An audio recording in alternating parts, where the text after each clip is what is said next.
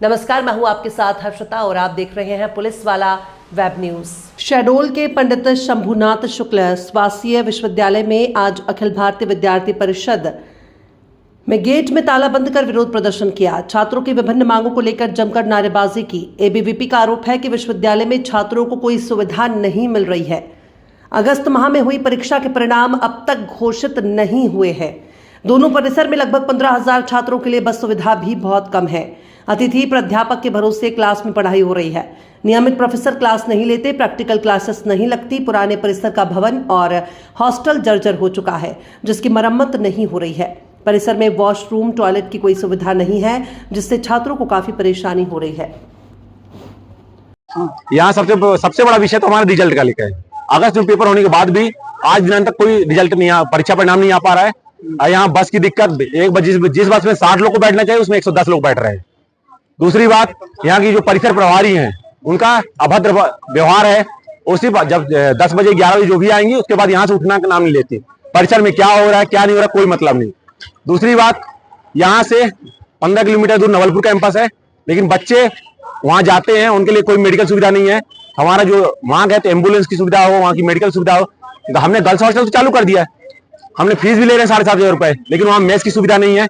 Mess वहाँ प्रदान की जाए, और वहाँ जब तक मेडिकल सुविधा नहीं रहेगी तो क्या मतलब बच्चे का। तो यदि हमारी 26 सूत्री मांग है, यदि इन सभी विषयों पे हमारी पूरी नहीं होती तो विद्यार्थी परिषद 7 दिवस के अंदर उग्र आंदोलन करेगी, जिसके संपूर्ण जिम्मेदारी इस विश्वविद्यालय प्रशासन की होगी। सरकार आपकी, आप उसके अंदर में आते हैं, ये आंदोलन सरकार से कई बात की आपने शिक्षा मंत्री से? नहीं, क्या है कि जितने हमारे विषय हैं सब विश्वविद्यालय लेवल के हैं।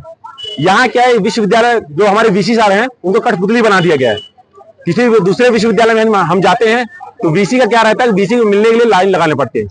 लेकिन इस विश्वविद्यालय में ऐसा है कि यदि एक डस्टबिन भी रखवाना है तो आप वीसी से बोल दो।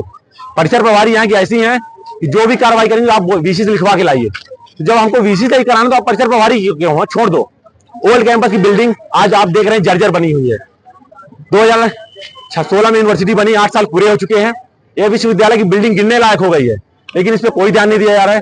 पीछे बॉयज हॉस्टल है, इसमें डीएमएफ फंड से भी 85 लाख रुपए, और इस जो इसी बैठक होती है विश्वविद्यालय की उसमें 50 लाख रुपए दिया गया, लेकिन उस कर रहे हैं।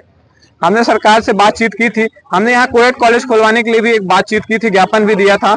उन्हें आश्वासन दिया था कि बहुत जल्द खुल जाएगा, और विश्वविद्यालय में बातचीत हमारी चलती आ रही है। उन्होंने धीरे धीरे करके विश्वविद्यालय की कुलगुरु से बातचीत होती रहती है। उन्होंने अभी कुछ काम चालू कर दिए, जैसे वॉशरूम बनना, अभी नई बिल्डिंग बन रही है एक, और कुछ धीरे धीरे कर रहे हैं। भाई कुछ छोटे छोटे चीजों पर यहाँ क्या चलता है, किसी से बातचीत करने पर बोला जाता है कि सीधे वीसी से बात किया जाए।